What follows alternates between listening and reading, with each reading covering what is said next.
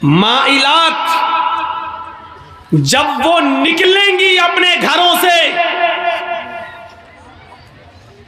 तो नौजवानों को अपनी तरफ माइल करेंगी, अपनी तरफ रिझाएंगी, अपनी तरफ आकर्षित करेंगी, अपनी तरफ खींचेंगी।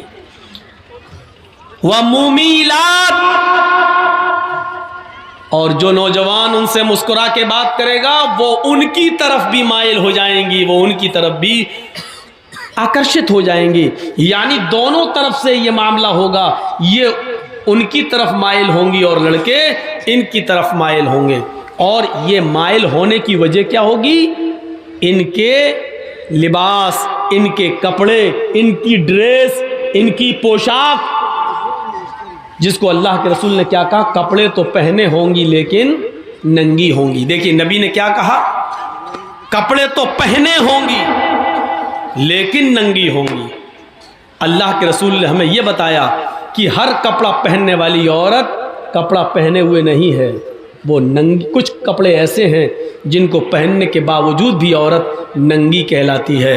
आज तक हमने किसी औरत को नंगा कहा है? इसी जलसे में चलिए बाहर, आओ इसी स्टेज के बाहर चलते हैं, चंद कदम की दूरी पर चलते हैं और अभी हम आपको दिखा देते हैं कि कितनी लड़कियां और कितनी औरतें नंगी घूम रही हैं। आप कहोगे दिखाइए मौलाना, और जिसको मैं दिखाऊंगा आप कहोगे नंगी कहां है, तो मैं आपको कहूंगा कि अल्लाह के रसूल ने इसी औरत को नंगा कहा है। कपड़े तो पहने होंगी लेकिन नंगी होंगी। अब मैं आपसे पूछता हूं कि अगर ये नंगी नहीं है तो इस ड्रेस को आप क्या कहोगे?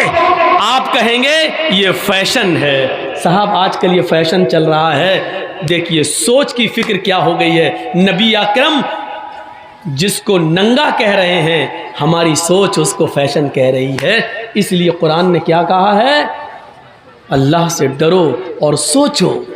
वल तंजुर, गौर करो कि तुमने कल क़यामत के दिन के लिए क्या भेजा है। अपनी सोच बदलो।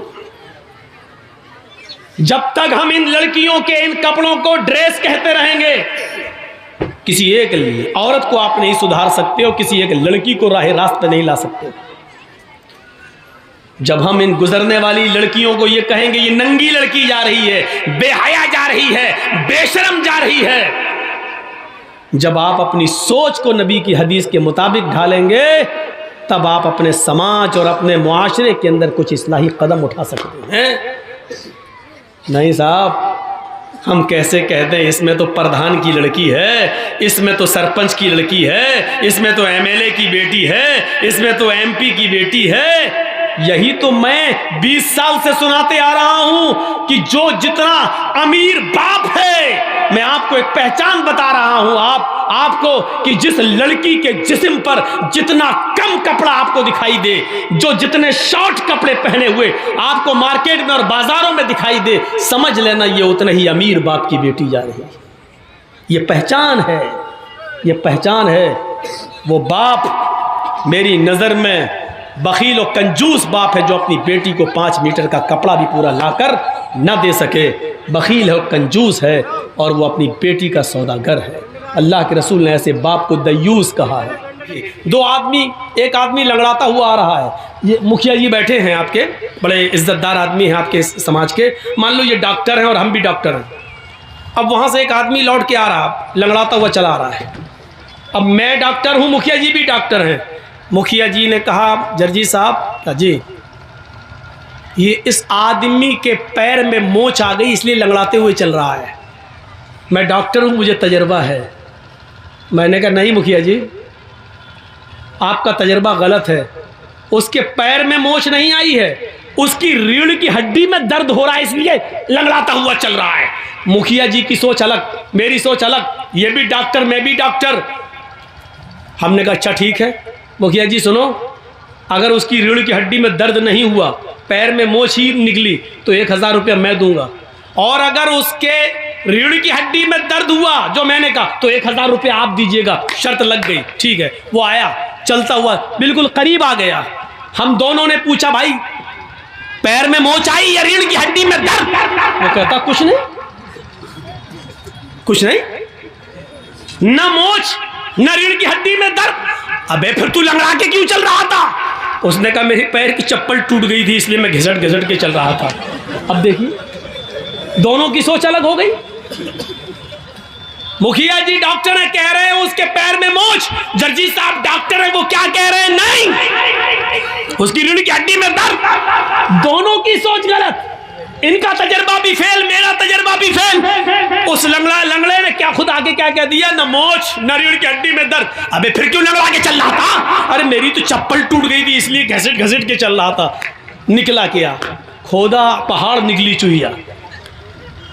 दोनों के पैसे बच गए। तो कभी कभी सोच ऐसी भी होती है, सोच। इसीलिए कुरान ने कहा है बिना तहकीक किए हुए कभी अपनी जबान से कोई लफ्ज मत बोलो।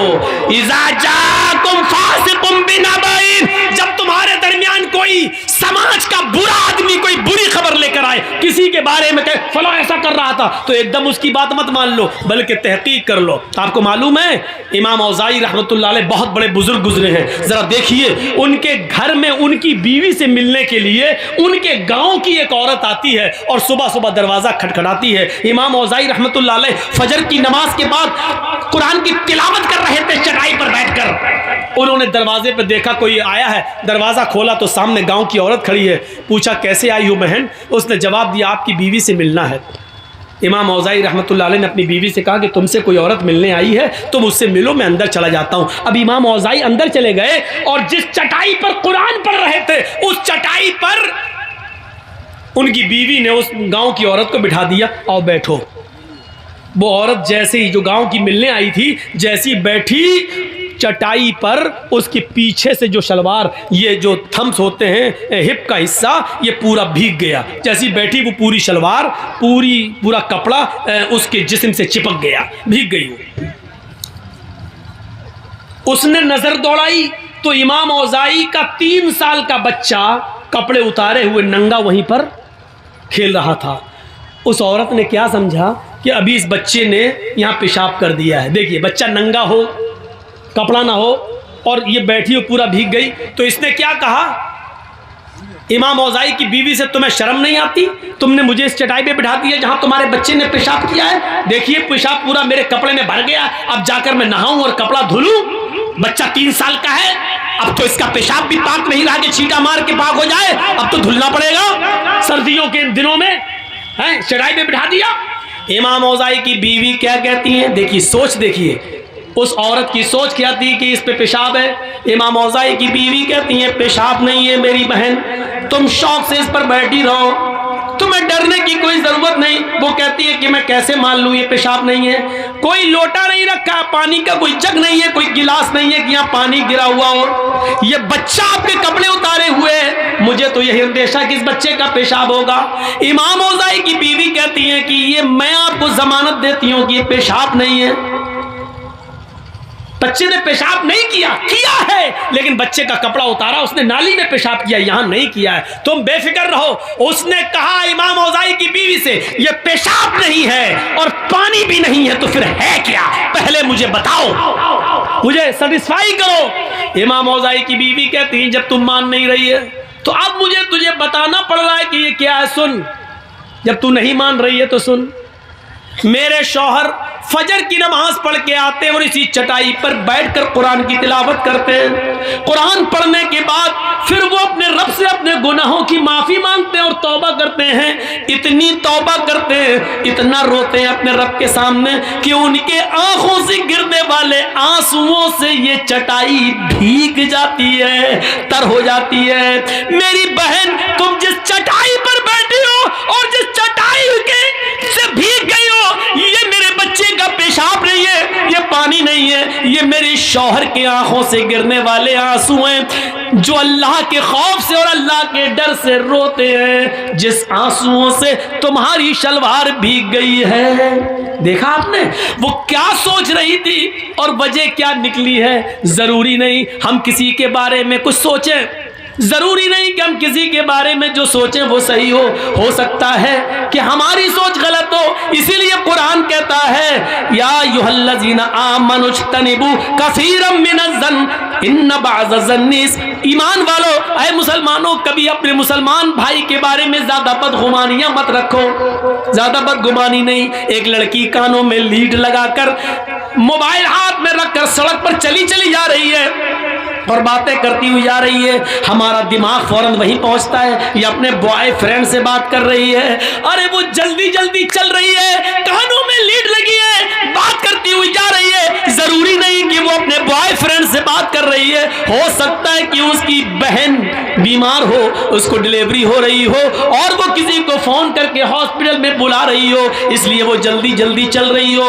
ये भी हो सकता है कि वो जल्दी जल्दी किसी से बात करती हुई जा रही है, उसका बाप का एक्सीडेंट हो गया हो और वहां फोन आया हो कि बेटी जल्दी आओ कुछ रुपए लेकर। जरूरी नहीं है कि वो बॉयफ्रेंड से बात कर रही हो। इसीलिए कुरान कहता है किसी के बारे में ज्यादा बदगुमानियां मत पाला करो, किसी के बारे में ज्यादा बदगुमानियां मत रखो। किसी को तो सोच देखिए हमारी सोच क्या है और उसकी सोच क्या है। मेरे भाइयों, सोच को बदलने की कोशिश करो, सोच को बदलो, सोच को। मेरे भाइयों, मौलाना जर्जीस और मुखिया जी की बनती नहीं है। एक मिसाल दे रहा हूं, मौलाना जर्जीस की और मुखिया जी की बनती नहीं है, आपस में नाराजगी है। न ये मुझे देखना चाहते न मैं इनको देखना चाहता हूं। मुखिया जी अपने घर के दरवाजे पे खड़े हैं, छत पे खड़े हैं, जर्जीस साहब जा रहे हैं, नमाज के लिए जा रहे हैं। जर्जीस साहब की नजर मुखिया जी पर पड़ गई। जर्जीस साहब मुंह हिला रहे हैं, होंठ हिल रहे हैं। अब मुखिया जी के दिल में क्या आया, ये कमीना मुझे गाली दे रहा होगा, क्योंकि हमारी बनती नहीं है ना। हम होंठ हिलाते हुए जा रहे हैं, मुखिया जी ने हमारे होंठ हिलते हुए देखे, कमीना हमें गाली दे रहा, जरूर दिल में गाली दे रहा होगा, होंठ हिल रहे हैं।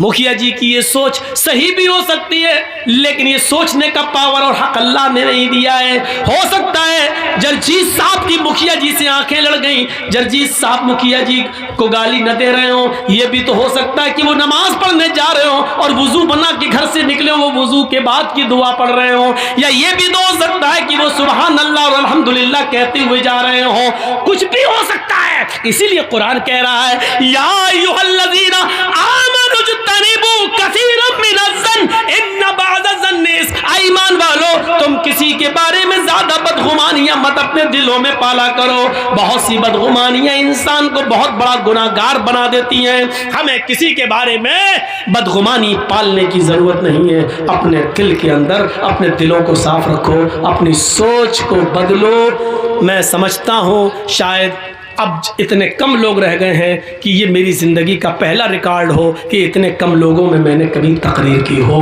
मेरे भाइयों, तकरीर के लिए 1 घंटा काफ़ी था। मुझे तो मुखिया जी ने कहा था कि 10 बजे आपको टाइम मिल जाएगा, लेकिन 12 बजे मुझे बिठाया गया। मुझे मालूम था कि 12 बजे के बाद ही टाइम मिलता है। अगर आज मिल जाता तो वाकई मैं बड़ी तारीफ़ करता। आज ये सोचा था कि बिहार की सरजमीन पर 10 बजे टाइम, ये पहली मरतबा मुझे मिल रहा है। अगर 10 बजे टाइम देते तो मैं वाकई तारीफ़ के जुमले बोलता और कहता कि आप रिकॉर्ड तोड़ दिया, लेकिन आपने मुझे 12 बजे ही टाइम दिया, इसलिए आप उस तारीफ के हकदार नहीं रह गए हैं। आपने वही टाइम दिया जो हमें आम जलसों में मिलता है, वही टाइम दिया।